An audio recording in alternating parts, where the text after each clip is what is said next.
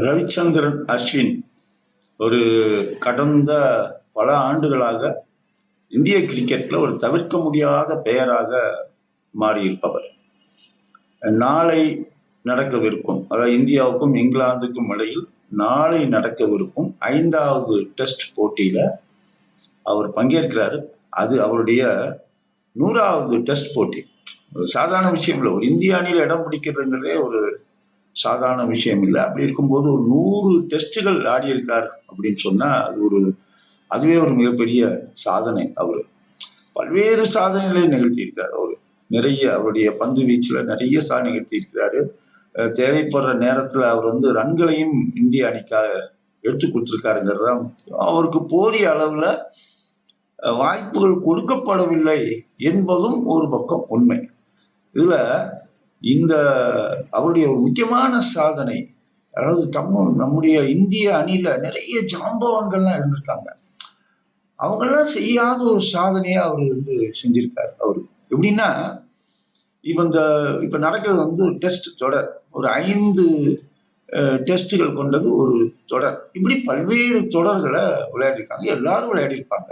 இவரு இந்த தொடர் அப்படின்னு சொல்றோம்ல, நம்ம பல டெஸ்ட் போட்டிகள், சில சமயம் 3 டெஸ்ட் இருக்கலாம், சில 5 டெஸ்ட் இருக்கலாம். இந்த டெஸ்ட் தொடர்கள்ல சிறந்த ஆட்டக்காரங்கள விருதை இது வரைக்கும் ஒரு 10 தொடர்கள்ல வாங்கியிருக்காரு இவரு. அதாவது இவருக்கு அடுத்தபடியாக நம்ம இந்திய ஆட்டக்காரர்கள் அப்படின்னு பார்த்தோம்னா 5 முறை வாங்கியிருக்காங்க வீரேந்திர சேவாவும் சச்சின் டெண்டுல்கரும். இவர் அவர்களை விட 2 மடங்கு அதிகமான அளவு வாங்கியிருக்காரு. இவருக்கு அடுத்தபடியான இடத்துல இருக்காங்க பாத்தீங்கன்னா, தென்னாப்பிரிக்காவுடைய ஜாக்ஸ் காலிஸ் இருக்காரு. இம்ரான் கானும் ரிச்சர்ட் ஹால்டியும் 8 முறை இந்த விருதை வாங்கியிருக்காங்க. ஷேன் வார்னும் வாங்கியிருக்காரு. ஓகே, வாசிம் அக்ரமும் சிவநாராயண் சந்தர்பாலும் 7 முறை வாங்கியிருக்காங்க. Malcolm Marshall, Ambrose, Steve Waugh இவங்கெல்லாம் 6 முறை வாங்கியிருக்காங்க. இதற்கு அடுத்தபடியாக நிறைய பேர் 5 முறை வாங்கியிருக்காங்க. இந்தியர்கள் 2 பேர், வீரேந்திர சேவாவும் சச்சின் டெண்டுல்கரும். இப்ப 10 முறை இந்த விருதை வாங்கிய அஸ்வின் 2வது இடத்துல இருக்காரு. முதல் இடத்துல இருக்கிறவர் இலங்கையின் முத்தையா முரளிதரன். ஓகே, இப்ப என்ன கேள்வி வருது அப்படின்னு சொன்னா, இது கடைசி தொடர் கிடையாது.